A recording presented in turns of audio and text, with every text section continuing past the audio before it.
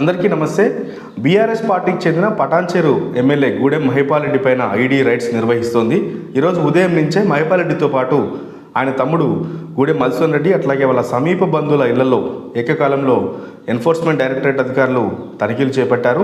వాళ్ళకి వివిధ రూపాల్లో అందిన ఫిర్యాదుల ఆధారంగానే ఈ తనిఖీలను కొనసాగిస్తున్నట్లుగా సమాచారం.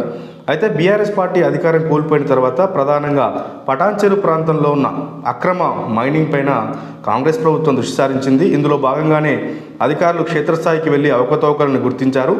మధుసూదన్ రెడ్డికి చెందిన క్వారీల్లో భారీగా నిబంధన ఉల్లంఘన జరిగినట్లుగా తేల్చారు. ఆయనని అరెస్టు కూడా చేశారు. ఆ తర్వాత ఇటీవలే మైనింగ్ శాఖ అధికారులు దాదాపు 300 కోట్లకు పైగా పెనాల్టీ కట్టాలంటూ మధుసూదన్ రెడ్డికి నోటీసులు ఇచ్చారు. ఈ క్రమంలోనే గూడెం బ్రదర్స్ పైన ఈడీ రైడ్స్ జరుగుతున్న ప్రస్తుతం రాజకీయ వర్గాల్లో చర్చనీయాంశంగా మారింది. త్వరలోనే దీనికి సంబంధించిన పూర్తి వివరాలు వెల్లడి కానున్నాయి.